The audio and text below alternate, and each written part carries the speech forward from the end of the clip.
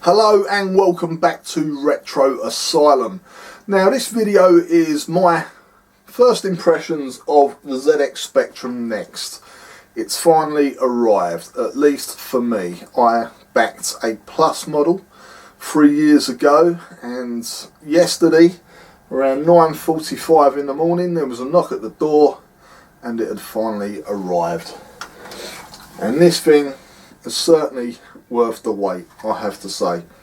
Now physically this thing just evokes the Sinclair brand so much, but in a good way. No keys falling out or anything like that.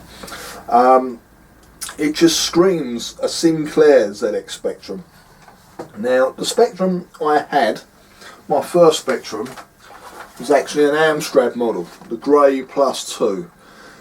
And my mum and dad got me this for Christmas of 1987. It was my first computer. I'd had various systems beforehand, an Atari VCS and Binatone and various handheld machines, but this was my first computer.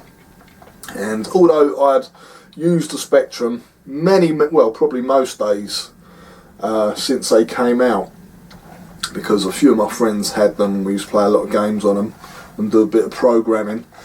This machine has served me so well, and this will be getting put away now, I should imagine, back into this box and put on a shelf. I won't be getting rid of it because of sentimental reasons. It's, like I say, it's a present from my parents and I love it still.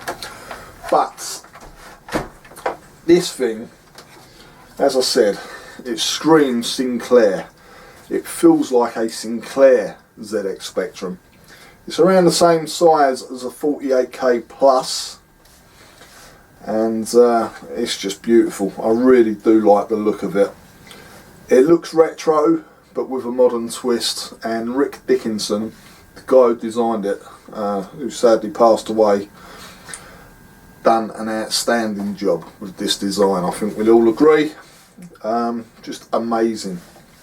So yeah, that's just physically, you know, how I feel about the machine. It's an amazing piece of kit. Some of the base units had scratches on, and maybe even some of the Plus ones, I don't know. Luckily mine is pretty clean. I have fitted a Raspberry Pi Zero to it, so it is accelerated and there is extra memory in there as well. So a base and a Plus model normally has this plate covering up this hole here, which is the digital video debug, which is basically the HDMI port of the Raspberry Pi and the two USB ports of the Raspberry Pi. When I took it apart, getting this bit out was a complete pain. I was really worried that I was going to break my case. Also, this covers the serial port, so I don't know if I'll bother putting that back on. I might be using a serial port for various add-ons, I'm not sure. So yeah, that's, you know, the physical side of the machine. I think it's a lovely piece of kit. It looks the part, it feels well built. Got two legs here, so I have those up just to make typing a bit easier. The keyboard feels lovely, really nice to type on. So, you know, the huge delays that the machine went through, I think it was worth it in the end. I really do. So then the actual system itself, it was a bit of a pain to get working, to be honest. I'm using an RGB CRT Sony Trinitron, and because I have so many different systems hooked up to this, I use a SCART box connector, and when I first switched it on, the SCART box does not get on with the Spectrum, so I had to unplug that and plug the Spectrum directly into the SCART socket of the TV.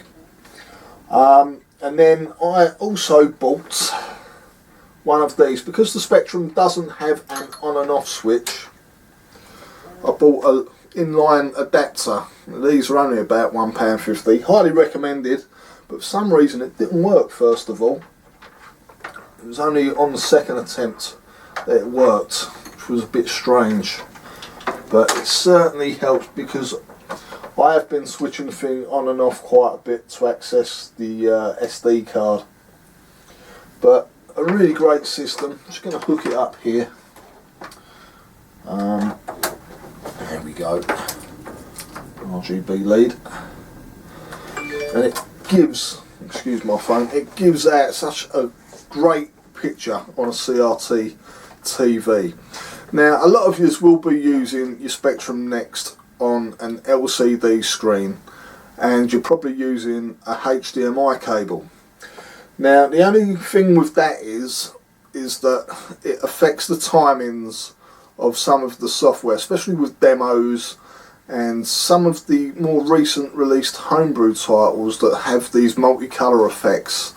So if you're running games like those on a HDMI connection, they might not display correctly, but if you're using VGA or an RGB SCART lead, you shouldn't have any problems.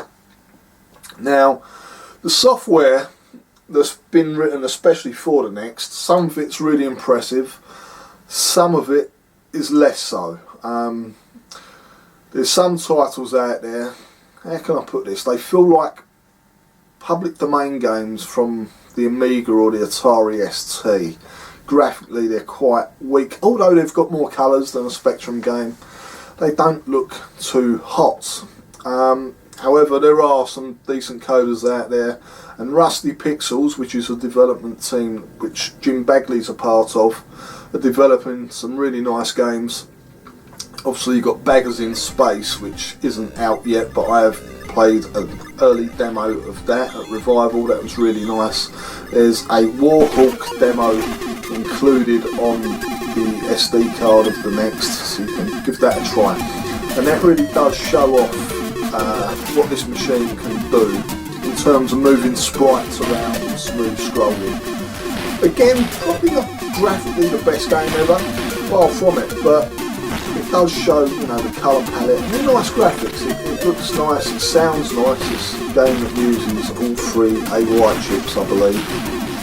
So that's worth checking out, and there's also some great demos that have been created by Mike Daly, for instance, who's created a demo called Parallax, and I'll put some footage up now, and if you have a look at that, it looks amazing. And Mike was telling me that, you know, this isn't just a rolling demo, this could be used for a game, so you could have games using those kind of graphical effects with a character running around on the screen, and you know, that would look amazing. That would put some, well, a lot of 16-bit titles to shame. So also, before I forget, download Scramble by Rusty Pixels. It's an arcade conversion of the Konami arcade hit, and it is an amazing conversion, very, very close to the arcade. The only difference really that I've noticed is the sound. It's using the AY chip, whereas I don't think the arcade did use AY sound. But yeah, an amazing conversion, and Rusty Pixels are also working on some, well, they're working on, it's like an emulator. It's going to have Pac-Man and Donkey Kong, so that's something to keep an eye out on. So I'm impressed with it. I was speaking to Matt Wilshire, who's on our show obviously, and he isn't as impressed with the games. He feels that graphically they're very weak, and I do get what he's saying. Like I say, a lot of the titles do feel like public domain games, but they're homebrew. It's an enthusiast's machine, a hobbyist machine. You know, you're not going to get AAA titles yet anyway, that's for sure. You know, if the current Spectrum homebrew scene take this system under their wing, I'm sure we'll see some amazing games on it, and I know we will see some amazing games anyway, because we've got the likes of Jim Bagley working on some great titles at the moment. So as I said, I've upgraded this. It was a plus model, which means it's got Wi-Fi and a real-time clock, which I've set up, and that's quite interesting. You've got Nextel, which is like a CFAX sort of service on there, and I think there's a lot of potential there for people to set up pages, so that'll be interesting to see where that goes and what else we can do with Wi-Fi, you know, going online with a Spectrum. If we can communicate to each other's machines, I think that'd be great, that'd be interesting. It's just something a bit different for a Spectrum, and yeah, it's really, really good. You've also got to remember, and it's easy to forget because the way it works, it feels like a Spectrum, but it is an FPGA machine. So you've got different modes. You can set it to be a 48K machine. Each time you switch it on, it'll just be a 48K Spectrum, or a ZX81 for example, or plus 2. You know, you've got those different options. If you press spacebar as you switch it on, it gives you a list of stuff that it will just boot into every time you switch it on, if you so wish. If you don't do that though, you've got various modes that you can select each time it comes on, and you can speed up the Spectrum games, because it does run original Spectrum software obviously, and it's amazing how many Spectrum games benefit from a bit of extra speed. I was playing the Star Wars arcade conversion by Domark, which always did chug along on a standard Spectrum, but boosting that speed up just one setting really does improve the game somewhat. So there's lots of titles, especially 3D games, I think will really benefit. Maybe Match Day 2, something that was quite sluggish, although it wasn't a bad game, it was a great game, Match Day 2, but it was a bit slow. So yeah, there's so much you can do with this. You know, that's just the game side of things. You've got programming tools on it, music creation tools next door. So I've barely scratched the surface with it, really. You know, I've had it for over 24 hours now, and it's an amazing piece of kit. I'm so glad I backed it. But if you didn't back it, there should be a second Kickstarter happening soon, and you know, if you had a Spectrum or an 8-bit machine and you're interested in Spectrum games, then I've got to recommend this. Really, really, really decent. Anyway, that's all for now, but we will be doing a Spectrum next episode soon on the actual podcast, where we'll get the thoughts from Chris, Mad, Steve and Matt, and see what they think about the system, because I am a Spectrum fanboy, as you know. Although I do love all the systems, I've got so many different systems here. Atari 8-bit, there's an Amstrad CPC there, Commodore 64, Amiga, ST, you name it, I do try and have it here in the Retro Asylum shed. So yeah, they're my first thoughts. Absolutely amazing, and Enrique, Jim and all the rest of the next team have done an outstanding job. It took a while, but they certainly got there in the end. Okay guys, until the next video, take care and keep playing some retro games.